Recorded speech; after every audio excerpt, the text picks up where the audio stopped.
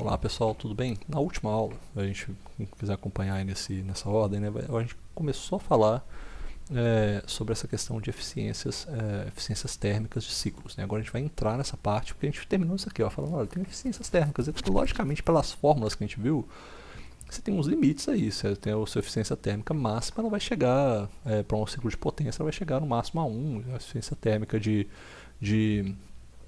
ciclos de refrigeração ou ciclos de bomba de calor, ele não tem limite, né? Chega a infinito. Como é que a gente sabe qual é a eficiência máxima? Aí a gente tem que entrar na parte de eficiência de Carnot. E o Carnot, cara, era um cara muito legal. O Carnot, assim, ele é responsável pelas maiores coisas que a gente tem, o pai da termodinâmica, né? As maiores descobertas de termodinâmica vêm do Carnot. E ela começa aqui, ó. Deixa eu ver se eu consigo ampliar essa tela aqui. Tá, vou ampliar aqui agora. Olha só, o Carnot, ele era um cara que queria muito descobrir como é que os ciclos, como é que processos podem ser realizados de maneira perfeita. Ele queria descobrir isso, era um objetivo dele.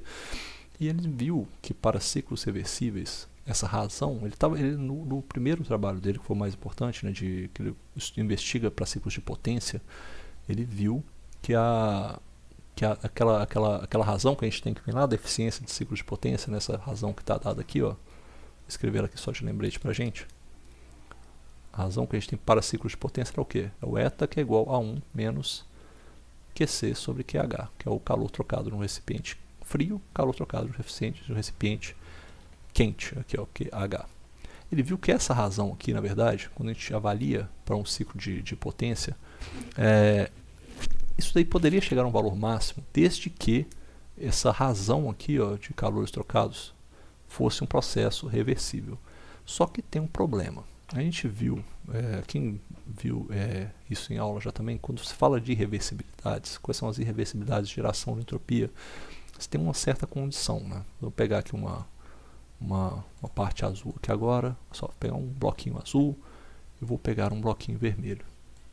Eu vou fazer o seguinte com vocês, vou falar, olha, eu tenho aqui no meu bloquinho vermelho, eu tenho uma certa temperatura, que eu vou chamar de temperatura 2, eu tenho uma certa temperatura aqui no azul, que é a temperatura em 1. Se a minha temperatura em 2 for um pouco maior que a temperatura em 1, o que vai acontecer? O que é esperado que aconteça nesse processo? Que vai fluir calor do meu lado 2 para o meu lado 1. Então, um fluxo de calor aqui, certo? Só que a gente sabe que processos de troca de calor que envolvam uma diferença finita de temperatura, esses processos são irreversíveis.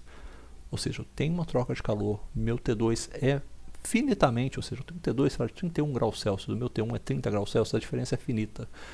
Essa troca de calor, ela vai resultar em um processo irreversível, não consigo recuperar mais.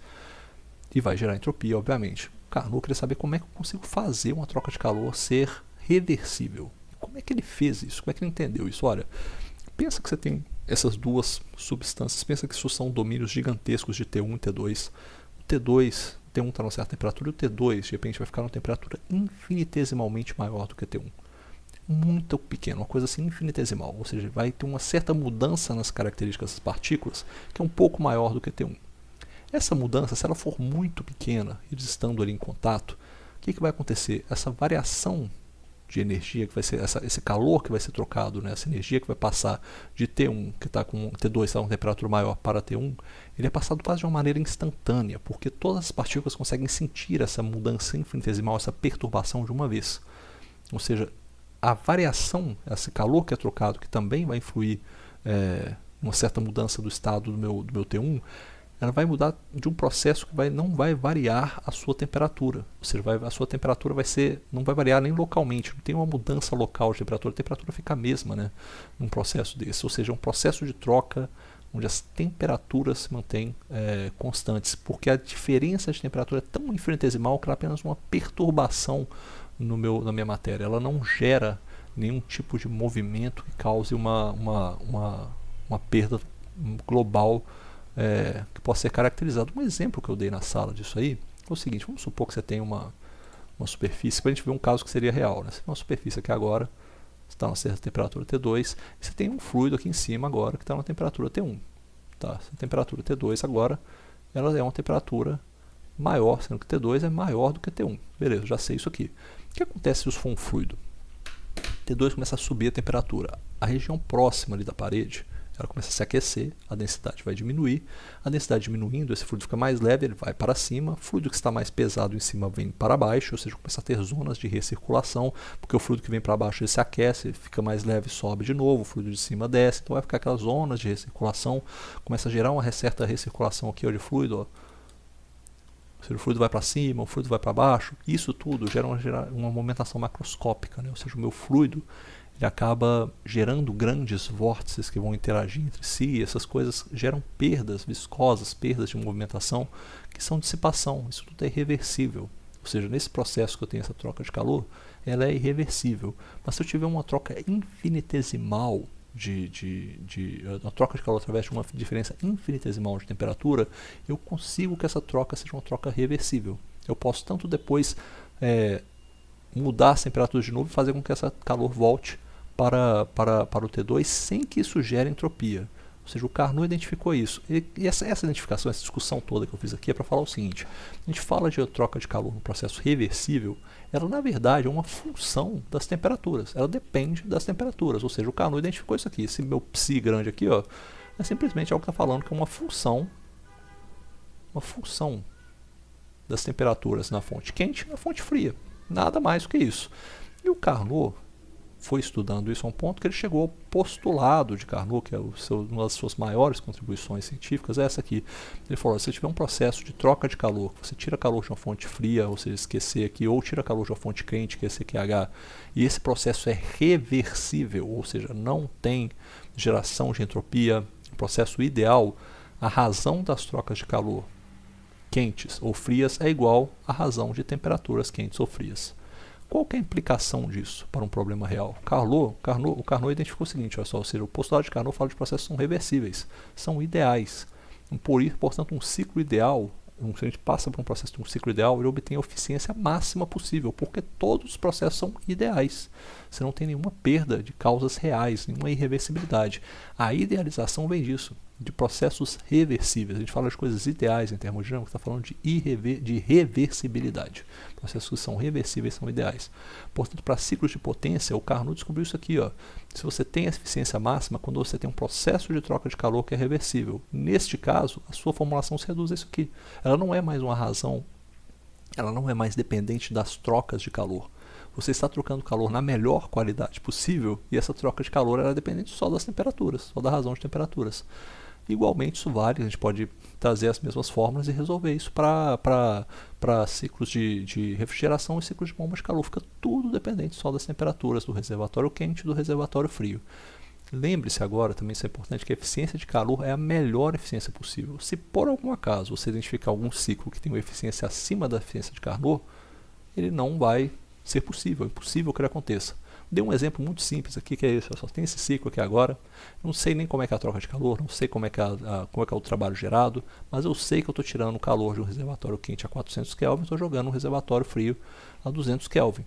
Se eu for analisar aqui o ciclo pela análise de Carnot, o que eu vou ter? Olha só, o meu ciclo de Carnot é o seguinte, ó, a minha eficiência máxima era o quê? Era igual a 1 menos essa troca de calor que vem do reservatório frio, né? Eu corrigi isso aqui que eu escrevi errado, reservatório frio sobre a troca de calor no reservatório quente, um processo que seja reversível, isso é igual a 1 menos a temperatura da fonte fria dividido pela temperatura da fonte quente.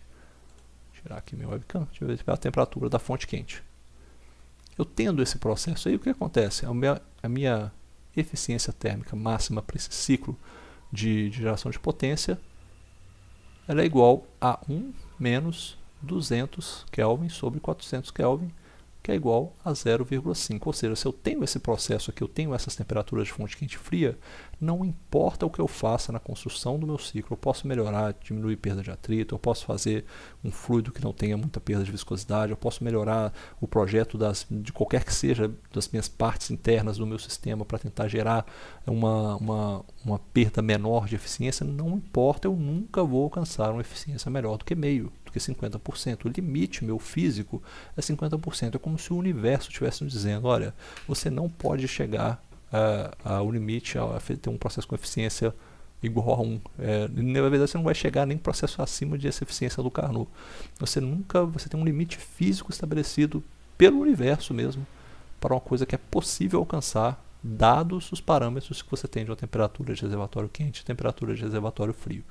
Beleza? Eu até resolvi um exercício disso aqui também, mas eu vou pular e eu vou passar agora para a ideia do ciclo de Carnot. O ciclo de Carnot é uma construção a partir disso, né? O Carnot, ele é um cara que ele tem uma história fantástica, né, na vida dele, né? Ele era cadete, né, da Escola Politécnica lá em Paris, ele participou, ele era cadete, ele lutou em uma única guerra que ele participou, foi a Batalha de Paris, onde a França perdeu bizonhamente para uma coalizão lá, que foi os ingleses com um monte de outra gente, eu acho que uns 6 exércitos, e o Napoleão, depois dessa guerra, ele abdicou, foi exilado, e curiosamente o pai do Sade Carnot, que é esse aqui da pintura, ele era um Lazare Carnot, ele era um ministro do interior do governo de Napoleão, então assim, ele era um cara muito forte no governo, ele não poderia continuar na França, ele foi exilado depois da guerra, foi para a Alemanha e morreu lá, nunca mais viu o Sade Carnot na vida. E a nova monarquia francesa, ela relegou o Carnot, né, como ele era um cara que era filho de alguém muito influente, ele não poderia continuar, mesmo que ele fosse muito bom, não poderia continuar trabalhando nas altas funções do governo, relegou ele para funções menores e ele achava que ele tinha ficado estagnado, ele tinha 22 anos na época, estava muito triste, achava que ele não ia fazer mais nada importante na época, mas para o Carnot, a derrocada final, né, da sua derrocada pessoal e também profissional, ela se deu pela derrota que eles tiveram na Batalha de Paris. Aí eu estou entrando já com uma licença um pouco poética, que era uma licença poética que foi passada por vários professores, eu já vi essa história de vários professores, então eu costumo usar essa licença poética que está se espalhando cada vez mais, mas dizem que o Carnot ficou muito abalado por essa derrota, e ele tinha visto que o motivo da derrota que eles tiveram era justamente porque o Reino Unido, que vinha lá daquela época do Newcomen, vinha na época do Savery, na época que já tinha o James Watt, tinha feito as máquinas que causaram toda a Revolução Industrial, o Reino Unido tinha máquinas muito melhores do que a França tinha, eles estudavam aquilo há muitos anos, e eles tinham máquinas muito mais eficientes, conseguiram ganhar a guerra por causa daquilo, então eles tinham equipamentos melhores, tudo era melhor, no Reino Unido eles conseguiram vencer, derrotar a França por causa disso. Então o Sade Carnot, o que dizem é que ele teria ficado muito revoltado com essa derrota e ele começou a estudar, se dedicar a sua vida a estudar como era possível fazer máquinas perfeitas. Ele queria isso, não era superar os ingleses, né, mas ele queria ver como era possível chegar a um processo de você fabricar uma máquina perfeita, e por isso ele identificou todas essas coisas que a gente viu nesses ciclos de eficiência de Carnot, essas coisas todas, como é que você tem uma troca de calor perfeita, essas todas que a gente citou aqui, né? E o Carnot ele escreveu esse livro aqui, que é Reflexões através da reflexões sobre a força motriz do fogo, onde ele geralmente está falando de ciclos de potência, né? Mas acaba que o ciclo de Carnot envolve muito mais que só o ciclo de potência, ele envolve também a parte de ciclo de refrigeração, bomba de calor. Ele identificou tudo isso, né? Ele tem as palavras dele lá no próprio texto dele, né, onde ele fala que reconhece o grande desenvolvimento dos ingleses, mas que ele entende que o que foi feito ali ainda era muito baseado numa tentativa, né, de tentativas bem sucedidas atrás de um monte de tentativas mal sucedidas, e meio que quase que na sorte ali, encontrando essas melhorias que foram as máquinas dos ingleses, até chegar ao James Watt, até chegar as máquinas depois dele também. Mas agora ele queria saber o porquê, queria entender fisicamente o porquê. E o Sade Carnot, ele é tão bizonho, a gente falou da eficiência de Sade Carnot aqui, ele é tão bizonho para a termodinâmica que você sabe que o Clausius, né, o Clausius foi o que fez o Clausius foi o que cunhou, né, aquela que a gente chama de segunda lei na formato para a entropia, que é a variação de entropia é igual àquela integral fechada, né, da troca de calor a uma certa temperatura. Isso aqui é lógico avaliado só na superfície do nosso sistema, mais uma certa geração de entropia. E o Clausius, quando ele resolveu nomear essa propriedade que ele identificou aqui, que foi identificada como entropia, o Clausius colocou a letra S, e esse S aqui foi uma homenagem ao Sade Carnot. Então a gente conhece a entropia com essa letra S, graças muito ao trabalho do Clausius, porque o Clausius quis homenagear ao Sade Carnot, porque ele não se chamava, ele não falava de si mesmo como Carnot, e também tem esse costume de se chamar de Sade, né? Então começa aqui com a letra S. Então a gente usa a entropia como letra S por causa do Clausius homenageando ao Sade Carnot com essa primeira letra aí do segundo nome dele. E o Carnot identificou os processos que comporiam um ciclo perfeito de potência. Então os processos estão descritos aqui agora, são expansões isotérmicas adiabáticas e compressões isotérmicas adiabáticas. A gente até vê muito isso quando a gente está estudando volumes de controle.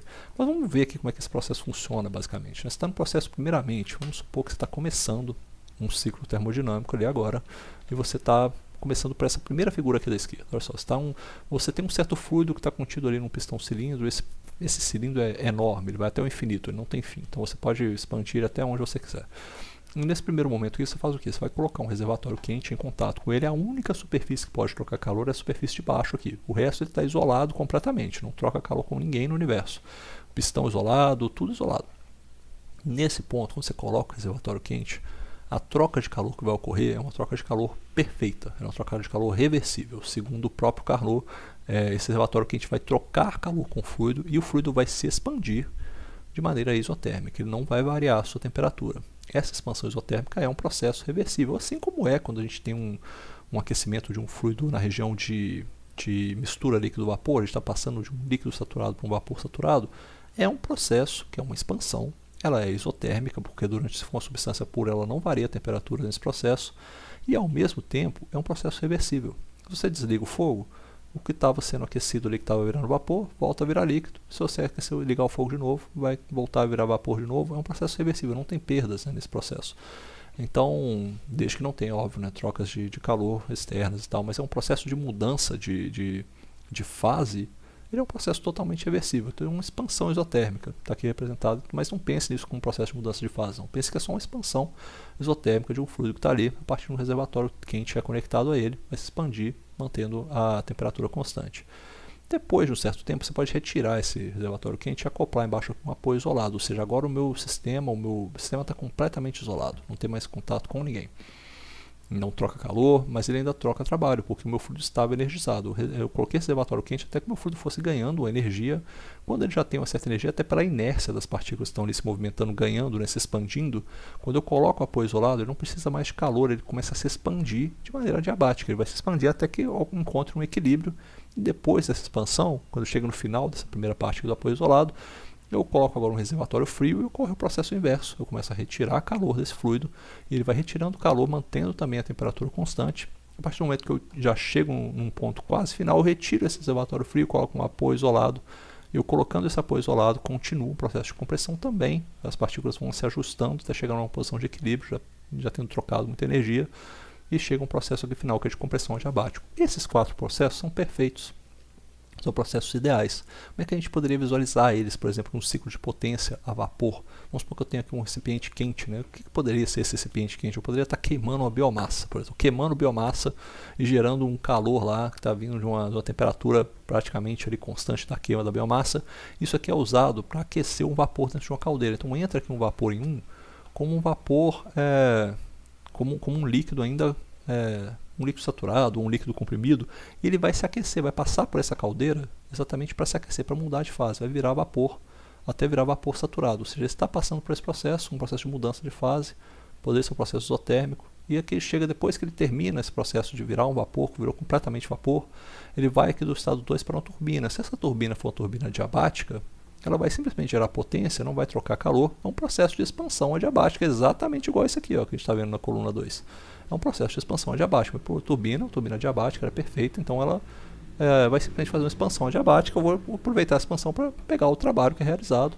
Depois que ela sai, que já tendo expandido, eu jogo esse fluido dentro de um condensador, e é que eu poderia pensar novamente o condensador como um processo de mudança de fase, que é realizado com uma temperatura constante, já trocando calor com uma região mais fria.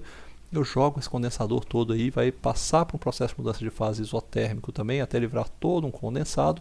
Depois eu jogo isso aqui numa bomba, a bomba novamente adiabática, seria um processo de compressão adiabático, processo perfeito novamente. Aí passou pela bomba, volta na caldeira. Ou seja, isso aqui é uma visualização de um ciclo termodinâmico que poderia ocorrer.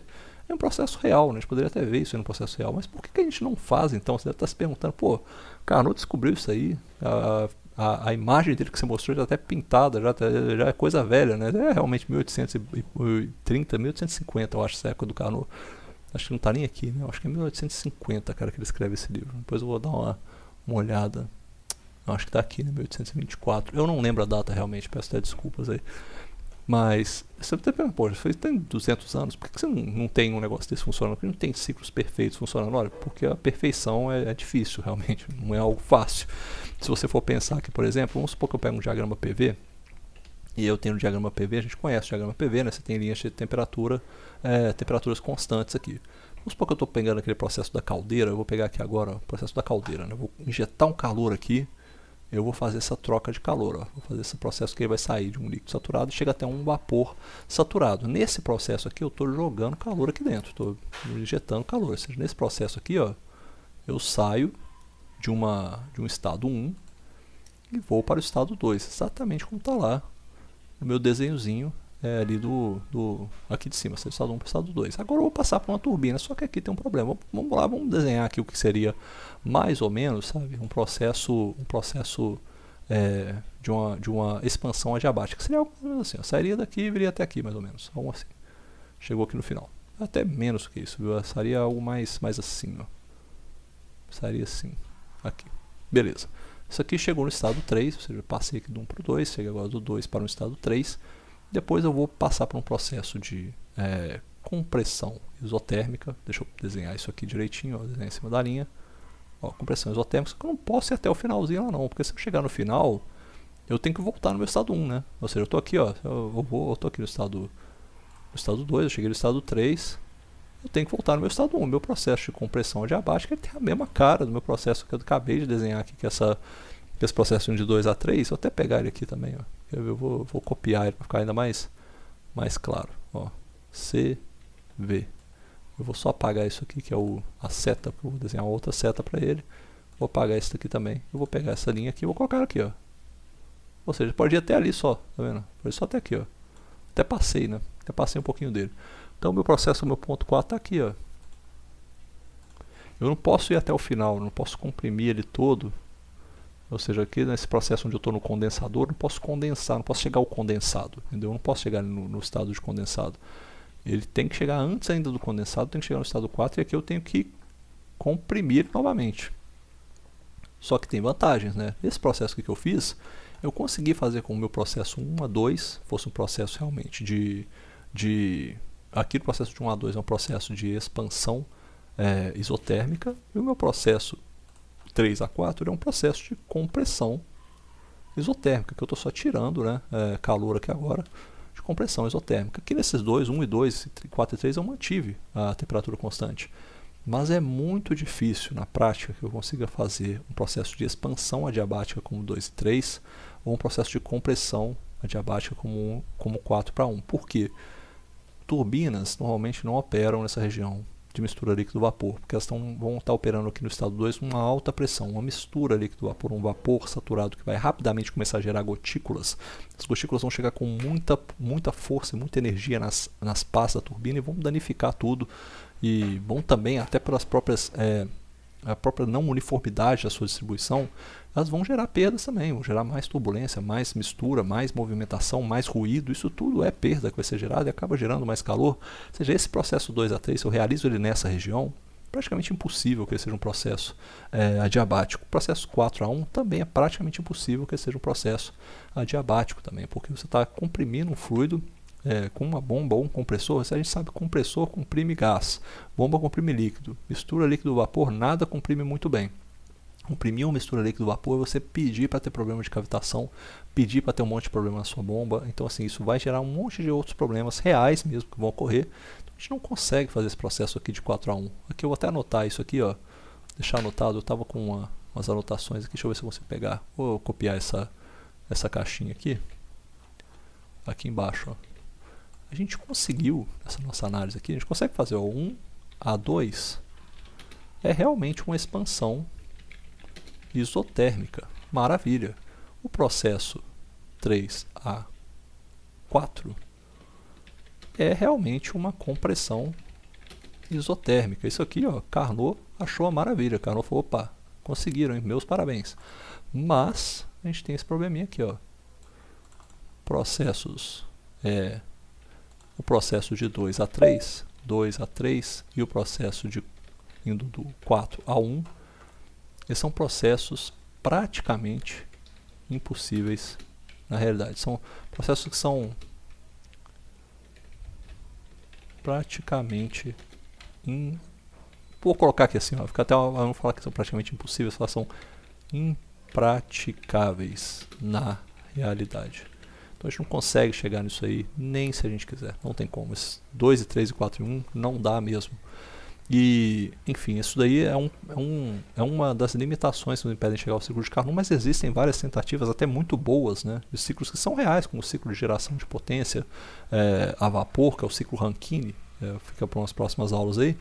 Ele é uma aproximação muito boa do ciclo de Carnot, mas muito boa mesmo. Ele passa um pouco nessa região aqui, só que ele passa um pouquinho o 2, chega até a região de vapor superaquecido, o 4 já não está na região de mistura mais, ele está na região de líquido comprimido, então, enfim, e acaba esse 3 também não está normalmente na região de mistura líquido-vapor, ele pode estar ali no finalzinho, né, com um título bem alto, mas você está até na região ainda de vapor superaquecido, né, a turbina expande o vapor totalmente, né, na região de vapor superaquecido, então tem condições que são boas para isso aí acontecer, que aproximam bem, mas ainda assim não são as condições ideais. A gente vai ver isso, né? Quando a gente consegue comparar com o ciclo de Carnot, tem uma perda considerável, mas é onde é possível chegar. A gente vai fazer uma análise aqui agora dessa inversão, que eu falo assim, o ciclo de Carnot, ele é, como eu falei, ele é reversível, né? O ciclo de Carnot é totalmente reversível. Por um sentido, a gente consegue gerar potência, que é esse sentido que eu estou fazendo aqui. Estou fazendo agora um diagrama PV, considerando que isso é um diagrama PV para um gás, para um ciclo Carnot operando um gás. Então não tem mais mistura nem nada, tudo está na região de gás. Eu tenho uma certa linha aqui de temperatura alta e uma linha de temperatura baixa. No ciclo de Carnot, eu posso sair aqui do ponto 1. Se eu estiver pensando, vamos seguir o ciclo de Carnot, primeiramente pela linha. Vamos seguir pela linha vermelha, porque a linha vermelha é o ciclo de potência de Carnot. Olha só, estou falando que eu saio aqui do 1 para o 2, estou comprimindo o meu gás. Depois do 2 para o 3 eu expando ele na região isotérmica. De 3 para 4 eu vou expandir ele adiabaticamente. Aí eu vou tirar aquele trabalho ali que vai sair do meu ciclo. De 4 para 1 eu vou fazer uma expansão. Não, peraí, eu vou fazer aqui. Eu errei uma coisa aqui, tá vendo? Estava lendo aqui, eu acabei errando, olha só. Eu vou fazer uma compressão isotérmica, ou seja, eu saio para um processo totalmente aqui no ciclo de Carnot. Se eu sigo a linha vermelha, eu estou num diagrama, eu estou seguindo um ciclo de potência. Mas todos os processos são reversíveis. Se eu faço isso no sentido contrário, olha só, você vê que eu inverto aqui as trocas de calor que eu tenho. Ou seja, eu tinha uma troca de calor aqui no vermelho que está sendo jogada para fora, sendo liberada pelo meu ciclo. Agora não, no ciclo que eu estou agora fazendo pela linha azul, eu sigo do 1 para o 4, eu estou puxando o calor de uma fonte fria. Depois de 4 para 1, eu estou fazendo um processo de expansão. Depois de 4 para 1, acho que faltou coisa aqui, ó. Olha só, tá vendo? Eu errei mais uma coisinha aqui.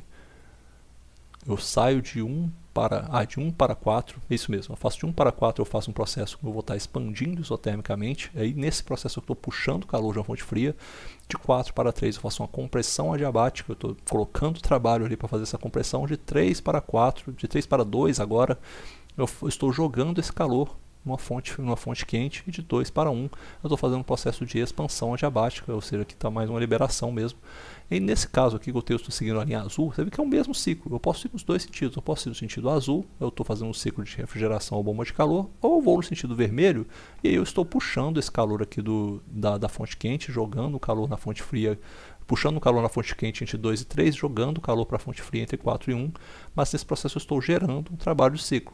Se nesse trabalho aqui eu faço a minha análise aqui, essa região que está dentro desse ciclo, aí eu faço uma análise, ela tem um trabalho de ciclo positivo, eu tenho um ciclo de potência, justamente o que está dado pelo meu ciclo marcado pela parte vermelha.